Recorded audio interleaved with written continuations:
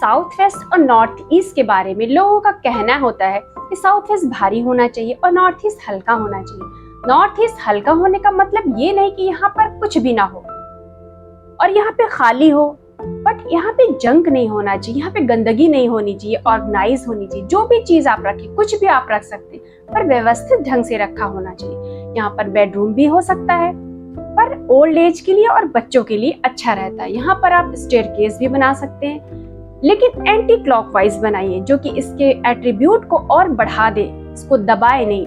South west भारी होना चाहिए, इसका ये मतलब नहीं कि आप घर का सारा कचरा यहाँ पर इकट्ठा कर दें इसको भारी करने के लिए।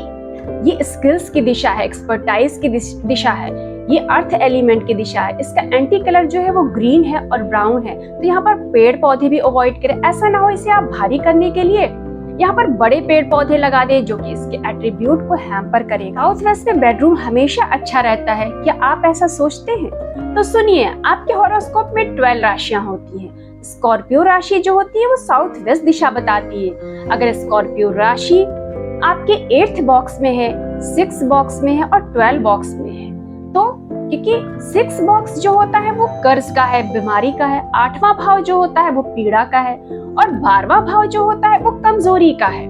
तो आपके लिए बिल्कुल भी सही नहीं होगा साउथ वेस्ट में बेडरूम बनाना, क्योंकि ये आप यहाँ पे बेडरूम बनाकर इसको एक्टिवेट कर देंगे और आपका पीड़ा का जो बॉक्स है वो एक्टिवेट हो सकता है, आपका जो बीमारी का या कर्जे का जो भाव है वो एक्टिवेट हो सकता है। तो आप यहाँ पर अवॉइड करिए, हमेशा अच्छा नहीं होता है साउथ वेस्ट में बेडरूम। बहुत से लोगों ने साउथ वेस्ट दिशा के बारे में ये भी भ्रम पाल रखा है कि ये ऑफिस के मालिक की दिशा है। क्या आप भी उन्हीं में से एक हैं? तो मेरी बात ध्यान से सुनिएगा। जो भी, क्योंकि ये साउथ वेस्ट जो है वो स्किल की दिशा है, एक्सपर्टाइज की दिशा है, तो यहाँ पर उस इंसान को बिठाइएगा जिसका प्रोडक्ट बनाने से का काम है। अगर आप फाइनेंस देख रहे हैं तो आप साउथ ईस्ट में बैठिए, अगर आप क्लाइंट के साथ डील कर रहे हैं तो आप नॉर्थ में बैठिए।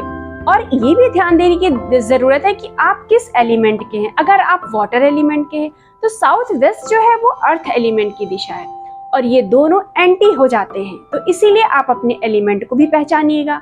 इस तरह से अगर आप अपने ऑफिस में अपनी टेबल सेटअप करते हैं तो वहाँ के गुणों को देखना होगा, उस दिशा के गुणों को देखना होगा और आपका अपना काम क्या है ये भी ध्यान देना बहुत जरूरी है कि किस दिशा में किसको बिठाना है, उसका काम क्या है। ये ऑफिस की ग्रोथ के लिए, आपके बिजनेस की ग्रोथ के लिए बहुत जरूरी है। Sitting arrange